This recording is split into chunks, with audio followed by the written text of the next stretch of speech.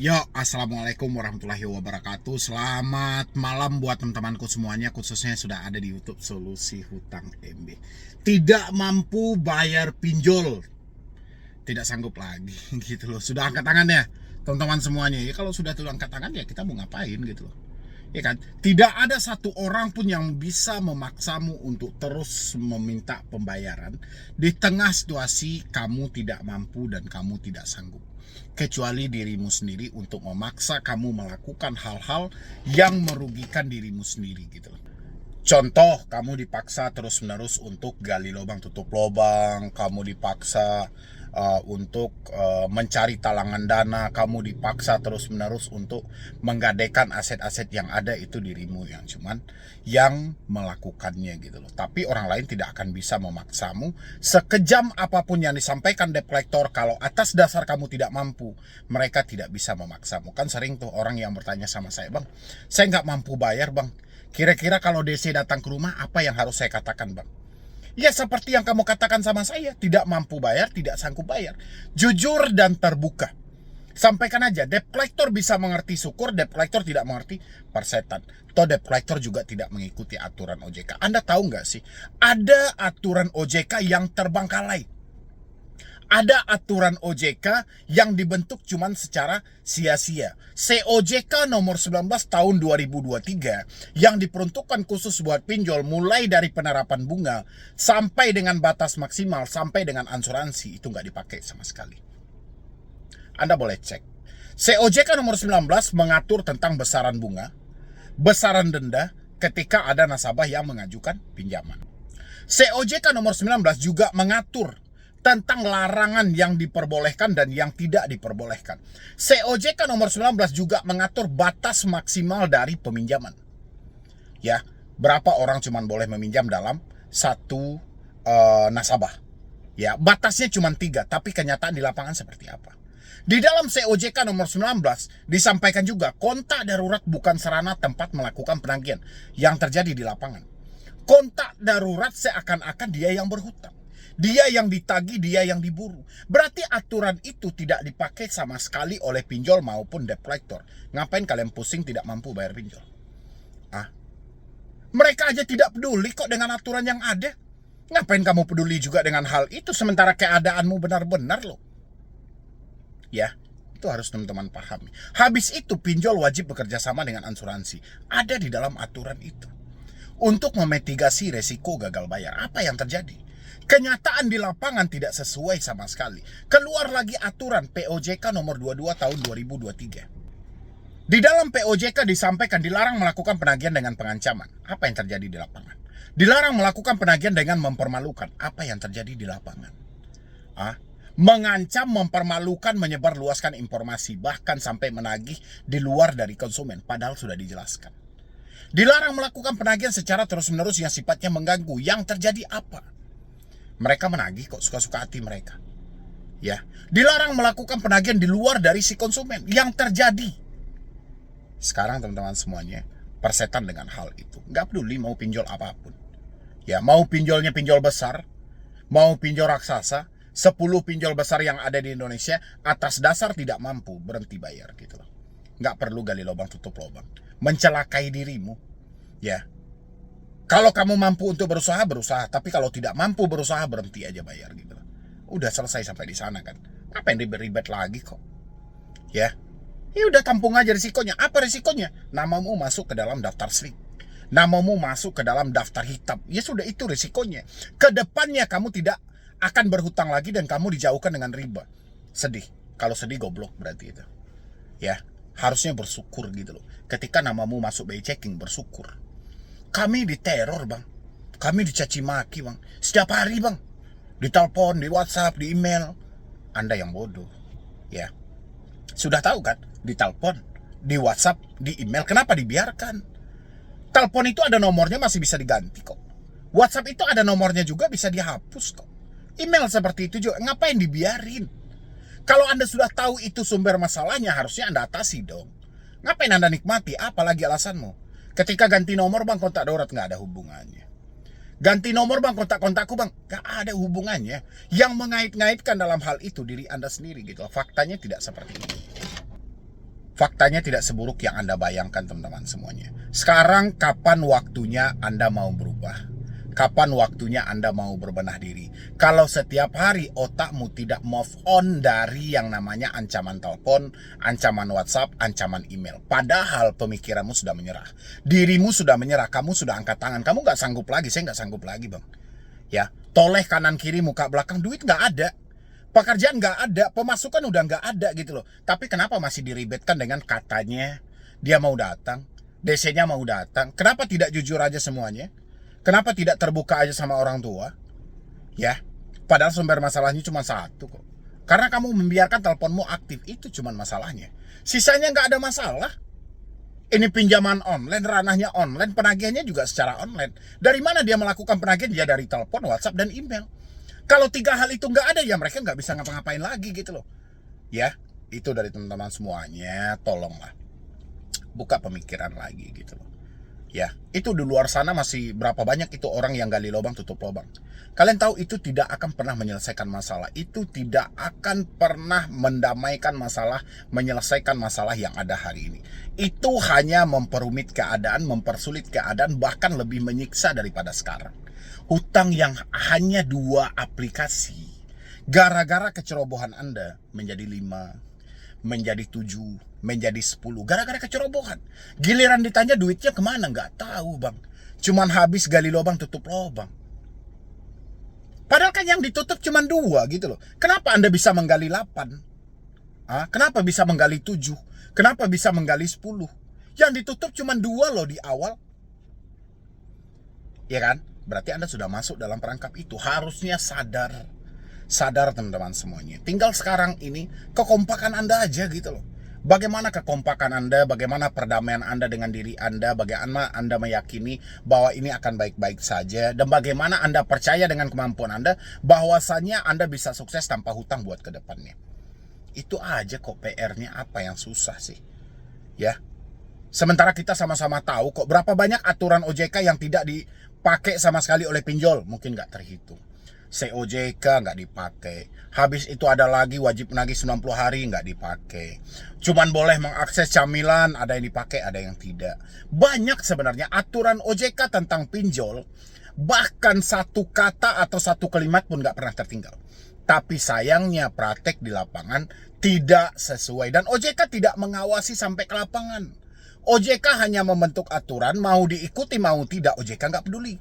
Ya, karena OJK baru bisa hadir ketika ada satu momen yang viral. Kecuali kalian mati massal semuanya, baru OJK-nya hadir gitu loh. Ya, maka dari itu buat teman-temanku, tolonglah buka kembali pemikiran Anda, jernihkan kembali pemikiran Anda, sehatkan kembali pemikiran Anda, insya Allah semuanya akan baik-baik saja. Lupakan semua ancamannya, tinggalkan semua caci maki dan hinaannya, melangkah buat ke depannya nanti. Mana tahu ya kan, yang namanya rezeki ini misteri. Kita nggak tahu, yang penting tugas kita berusaha, bekerja, dan berusaha. Mana tahu di depannya kamu mendapatkan rezeki yang sangat luar biasa, dan kamu boleh lihat lagi di mana hutangmu yang belum terselesaikan, dan negosiasi. Kalau saat ini kamu paksakan untuk memikirkan hal itu, sementara keadaan tidak memungkinkan, ini kacau teman-teman. Dan jangan fokus dulu sama bunganya, jangan fokus dulu sama dendanya. Fokus aja buat perjalananmu untuk ke depannya. Seperti apa caranya kamu memulihkan hidup yang sudah hancur karena pinjol. Itu PR-nya teman-temanku.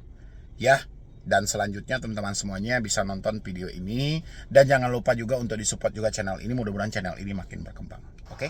Pinjol meminta debt collector untuk melakukan pencarian lebih luas lagi kepada nasabah-nasabah yang belum melakukan pembayaran atau macet bayar di pinjol. Takut nggak teman-teman semuanya gitu loh. Ini yang sedang mereka gencar-gencarkan gitu loh. Mulai dari melakukan skip tracing, memperluas penagihan, melakukan pelacakan lokasi, bahkan nggak tanggung-tanggung sampai tempat kerja Anda terbaru pun bisa mereka temukan gitu loh. Takut nggak teman-teman semuanya? Ya, yang ketakutan isi di dalam kolom komentar, atau teman yang mengalami hal yang seperti itu bisa isi di dalam kolom komentar. Oke.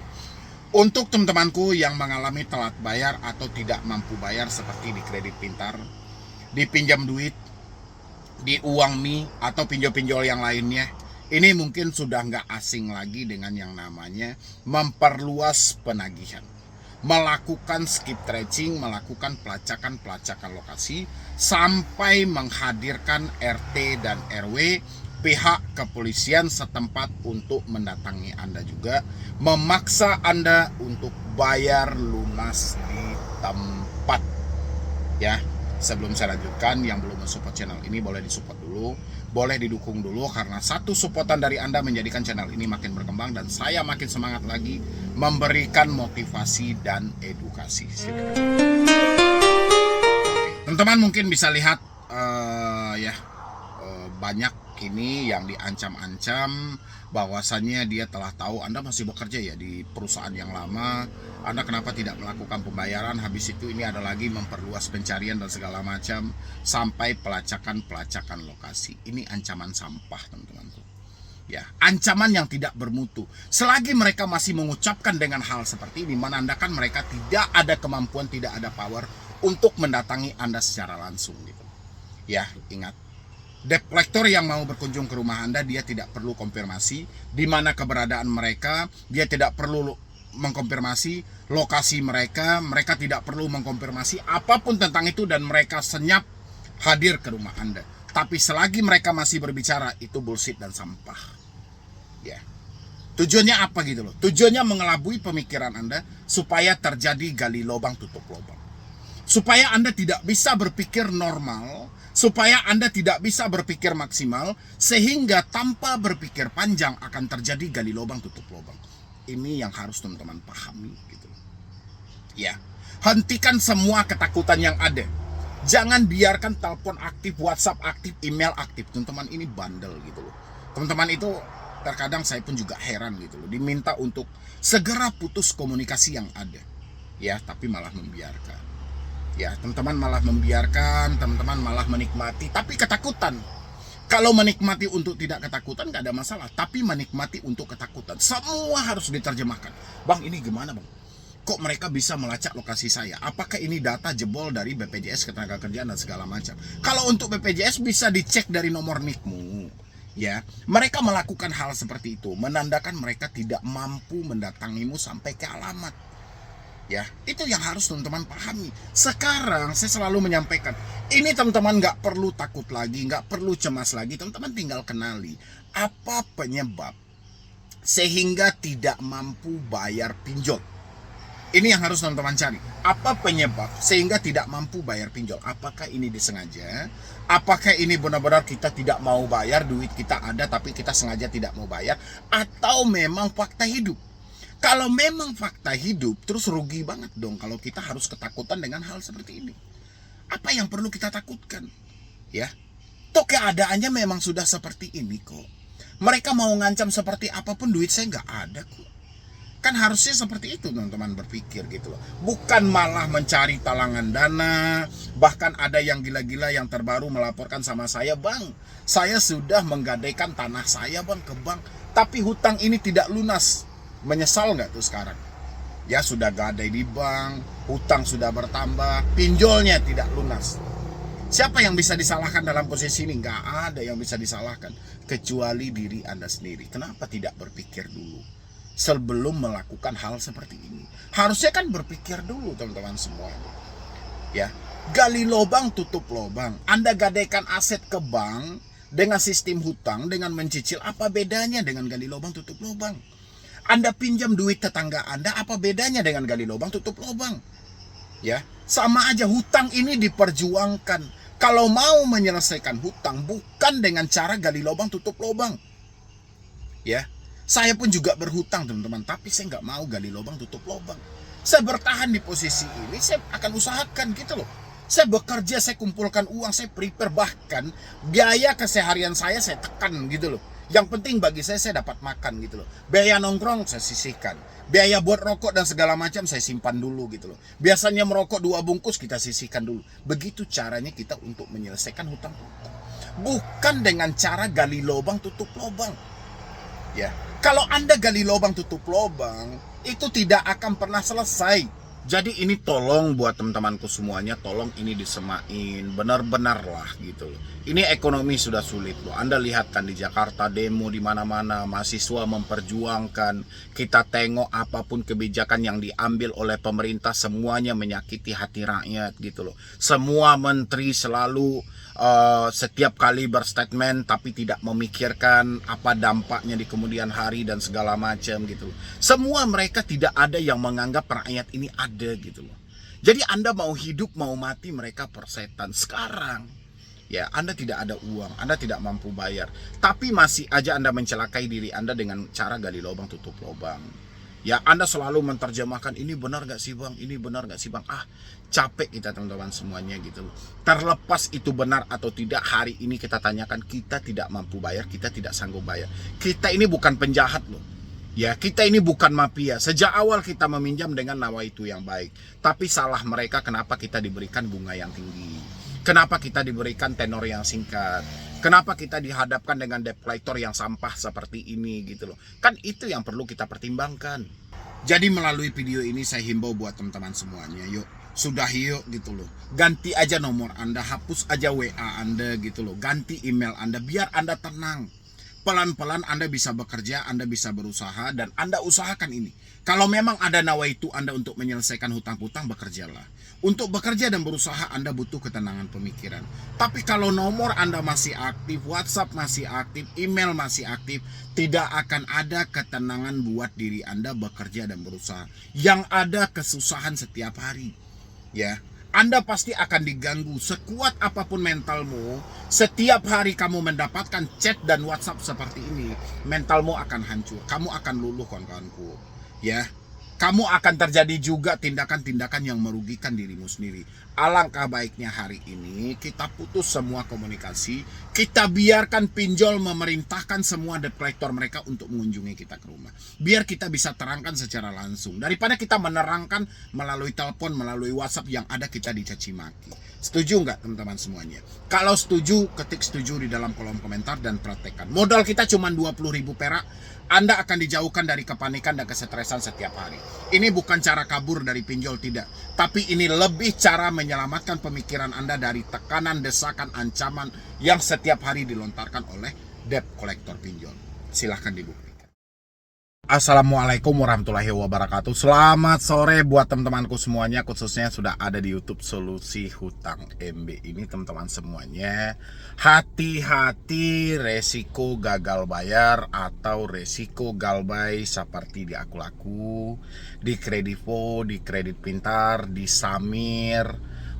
Pinjam duit 360 kredit, habis itu apa lagi ya, banyak lagi sebenarnya, rupiah cepat gitu loh, dana rupiah dan lain sebagainya. Kenapa bang harus hati-hati gitu loh? Kenapa saya bilangin hati-hati teman-teman? Begitu banyak gitu loh, begitu banyak drama-drama yang mereka ciptakan untuk menakut-nakuti teman-teman semuanya. Alhasil kalau ada orang yang terpengaruh dengan hal ini teman-teman, Anda sama-sama tahu kan dampaknya apa? Dampaknya kalau Anda terpengaruh dengan ucapan atau kata-kata yang mereka lontarkan, dampaknya adalah akan terjadi gali lubang tutup lubang yang sangat besar. Ya, akan terjadi gali lubang tutup lubang yang sangat besar. Bahkan katanya sekarang itu untuk melakukan peneroran aja itu DC-nya sudah memakai sistem AI gitu ya, atau sistem yang saat ini lagi marak-maraknya gitu loh, lagi viral-viralnya menggunakan sistem AI ini sekarang gitu loh ya. Itu kalau nggak hati-hati teman-teman, itu Anda bisa terpengaruh loh, bisa setiap hari mereka setel otomatis gitu loh ya. Nanti kita jelaskan cara mengatasinya seperti apa. Dan habis itu lagi ya, kita sama-sama tahu kemarin itu OJK juga telah mengesahkan POJK nomor 11 tahun 2024 itu memang diperuntukkan untuk pinjaman online. Ya, diperuntukkan untuk pinjaman online, dan semua orang yang macet bayar, telat bayar, itu kemungkinan besar namanya akan masuk ke dalam skor kredit bermasalah, atau sistem layanan informasi keuangan akan mencatat buruk baiknya perjalanan kredit Anda. Ini juga berdampak serius loh teman-teman semuanya, nanti saya jelaskan di akhir video. Nah, Ini mumpung saya minta teman-teman semuanya berhati-hati. Berhati-hati ini bukan berarti untuk menakut-nakuti Anda, tidak, Anda lebih waspada. Lebih waspada itu pertama, Anda harus memikirkan dengan logika semua ucapan yang mereka sampaikan. Ini jangan dibawa melalui perasaan. Kalau Anda bawanya melalui perasaan, perasaan ini bisa aja nih mengarahkan Anda ke hal-hal yang tidak benar, hal-hal yang tidak jelas gitu loh. Contoh kayak kunjungan-kunjungan aja lah yang mereka sampaikan, mereka mau datang jam 15, jam 17 gitu loh ya. Kalau Anda tidak mau kunjungi, Anda silahkan bayar ke aplikasi ini aja. Kalau tersematkan bahasa-bahasa seperti itu, berarti kata kunjungannya gugur. Harusnya yang mereka pakai itu bayarkan sekarang juga gitu. Jadi jangan kita tafsirkan bahwa mereka akan berkunjung jam 3 sore atau jam 5 sore, padahal mereka menyampaikan kata-kata seperti itu cuman meminta Anda bayar ke aplikasi karena ketidakmampuan mereka dalam mengunjungi Anda. Habis itu lagi ya, teman-teman semuanya kan juga banyak tuh ya, Anda yang selalu ditekankan akan disebarluaskan data Anda ke media sosial. Ya, saya perhatikan juga memang banyak sih mereka menyebarluas ke media sosial. Saya rasa teman-teman semuanya, coba Anda perhatikan dulu media sosial Anda. Kalau dirasa media sosial itu tidak terlalu penting, ya mungkin saran saya media sosial Anda itu mungkin bisa ditutup aja, tutup permanen juga nggak ada masalah, atau tutup sementara juga boleh lah teman-teman semuanya, untuk mengatasi diri Anda supaya jangan nyemplung dalam hal-hal seperti ini gitu loh. Karena kebanyakan ya saya perhatikan gini loh teman-teman, kalau kita masih berusaha mempertahankan atau kita masih mencerna semua ucapan yang mereka sampaikan, besar kemungkinan Anda akan terpengaruh. Dan begitu Anda terpengaruh teman-teman, dampak seriusnya Anda akan nekat ya, Anda akan nekat gali lubang tutup lubang. Ini dampak seriusnya gitu loh. Anda akan nekat gali lubang tutup lubang. Kalau Anda sudah nekat gali lubang tutup lubang, ini kacau teman-teman semuanya. Ya, ini kacau banget gitu loh. Hutang yang semulanya 1 aplikasi, 2 aplikasi itu bisa menjadi 4, 5 dan seterusnya gitu loh. Ya kalau Anda sudah nekat gali lubang tutup lubang, karena kan orang-orang biasanya kan tanpa berpikir panjang tuh menganggap enteng aja semuanya gitu loh. Inilah gampang. Kalau Anda sudah beranggapan gampang semuanya, itu siap-siap Anda akan masuk dalam permainan pinjaman online dan Anda akan sulit banget buat move on dari semua ini teman-temanku. Makanya itu yang disampaikan. Dan habis itu, di tengah resiko-resiko galbay seperti ini Bang, kira-kira apa solusi yang harusnya kita lakukan ya? Step awal yang mungkin teman-teman harus lakukan adalah berdamai dengan pemikiran. Karena pemikiran dan hati kalau tidak sinkron, itu bisa menimbulkan satu hal yang berdampak serius pada kehidupan Anda. Kalau hati dan pemikiran kita tidak sinkron ya, misalnya hati kita menyampaikan nih, ya sudahlah saya sudah tidak mampu karena memang fakta hidup. Tapi pemikiran, kalau saya tidak melakukan pembayaran mereka nanti datang loh. Kalau saya tidak melakukan pembayaran nanti data saya disebar, si A, si B, si C tahu loh. Saya malu. Jadi kan ini ada pertengkaran kecil di dalam pemikiran kita atau di dalam hati kita, mereka sedang bertengkar gitu loh. Antara iya atau tidak. Mungkin lebih baik teman-teman berdamai dengan dua pemikiran dan hati tersebut. Ya, itu saya sarankan gitu loh. Jadi jangan lagi Anda memikirkan hal-hal yang aneh-aneh. Kalau memang fakta hidup menunjukkan sudah tidak mampu, ya berarti tidak mampu. Kalau fakta hidup menyampaikan Anda sudah tidak sanggup, ya berarti tidak sanggup gitu loh. Ya, ini bukan soal kita tidak mau bayar dan segala macam, tidak. Dan habis itu untuk yang kedua juga yang harusnya kita lakukan teman-teman semuanya dalam situasi yang seperti ini adalah mungkin sudah saatnya teman-teman mengambil keputusan sejauh mana komunikasi ini bermanfaat bagi Anda gitu loh. Anda selama ini mungkin mempertahankan WhatsApp. Mungkin menurut versi Anda kalau WhatsApp ini saya pertahankan, kemungkinan besar mereka tidak menghubungi kontak-kontak saya. Atau kalau WhatsApp ini saya pertahankan, kemungkinan besar dia tidak menghubungi kontak darurat saya. Nah, selama ini gimana? WhatsApp sudah Anda biarkan, telepon tidak Anda ganti. Apakah kontak darurat Anda masih dikategorikan aman? Apakah kontak-kontak Anda masih dikategorikan aman? Kalau masih dikategorikan aman, berarti biarkan aja hal itu. Tinggal Anda berdamai dengan hati dan pemikiran. Tapi dikategorikan tidak aman, berarti dengan Anda mempertahankan nomor dan WhatsApp tadi, berarti tidak ada pengaruhnya sama sekali. Ya, sesuai yang saya sampaikan. Nomor Anda aktif, WhatsApp Anda aktif, ataupun tidak aktif, dua-duanya. Asalkan Anda belum melakukan pembayaran, tetap saja kontak darurat akan mereka hubungi. ya, karena dari dulu kita sama-sama paham mereka selalu memunculkan pihak ketiga, orang tambahan dari orang sekitar kita. Nanti mana tahu kan ada dari kontak-kontak kita yang terkadang yang dia itu sudah kepo sebelumnya gitu loh. Mungkin kan namanya kita ini kan sering aja gitu loh bentrok pikiran, berselisih paham gitu. Mungkin sudah kepo sebelumnya orang yang sudah bersikap iri terhadap kita dari awal, dan kebetulan dia dihubungi oleh debt collector sehingga dia jadikan aji mumpung. Ya, apalagi dia sampai marah-marah samamu. Pokoknya saya tidak mau tahu, kamu harus bayar hutang itu, dan saya tidak mau ditelepon-telepon lagi oleh debt collector. Nah, ketika Anda menemukan ada teman-teman Anda yang seperti itu, berarti menandakan dia sudah terpengaruh dan jadi debt collector tambahan gitu loh ya. Jadi secara tidak langsung, tanpa digaji, tanpa perlu bekerja di pinjolnya, dia sudah menjadi debt collector tambahan dari si pinjol tersebut. Dan itu aja yang perlu kita waspadai sih sebenarnya gitu loh ya. Tapi kalau misalnya itu sudah muncul, misalnya orang-orang dari kontakmu tiba-tiba marah-marah karena dia tidak terima nomor dia dihubungi, atau kondarmu misalnya tiba-tiba marah-marah dan segala macam gitu loh. Nanti kamu bisa menyampaikan sama mereka, kalau mereka masih menghubungi, suruh aja ke alamat saya. Udah sampai di sana ya.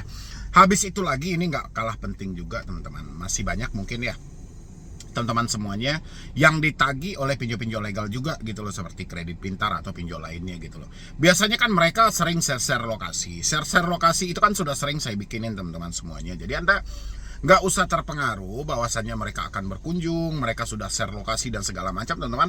Nggak usah berkunjung gitu loh. Makanya nggak usah berkunjung, nggak usah terlalu dipikirkan gitu loh. Itu menandakan mereka tidak datang ke tempat Anda, dan mereka hanya melakukan gertakan saja gimana supaya Anda terpengaruh dan Anda merasa tidak tenang dan merasa tidak nyaman ya. Dan poin terakhir adalah namamu masuk ke SLIK, Sistem Layanan Informasi Keuangan. Kita sama-sama sudah tahu apa nanti dampaknya kalau nama kita sudah masuk ke SLIK. Kedepannya kita tidak bisa berhutang lagi, apalagi catatan di SLIK kita itu penuh dengan catatan hitam semuanya ya. Atau kalau ibarat Anda sekolah, rapor Anda itu banyak yang merah gitu loh. Kalau banyak yang merah kan untuk naik kelas kan nggak bisa tuh. Jadi kemungkinan besar Anda tidak bisa berhutang lagi buat kedepannya. Itu aja sih teman-teman semuanya risikonya gitu loh. Yang paling fatal itu coba sesegera mungkin teman-teman berdamai dengan pemikiran supaya jangan terjadi gali lubang tutup lubang. Itu aja yang saya sarankan ya buat teman-teman semuanya. Apapun pinjolnya, kalau memang menyatakan tidak mampu dan tidak sanggup, jangan pernah sesekali gali lubang tutup lubang, karena itu tidak menyelesaikan masalah. Oke teman-temanku, mungkin dari saya cuma itu aja, dan terima kasih banyak buat teman-teman yang sudah hadir di sini, sudah berkunjung juga di sini. Jangan lupa juga untuk di like, di share, dan di subscribe juga ya. Jadi sekian dulu dari saya, Medi Broni. Wassalam.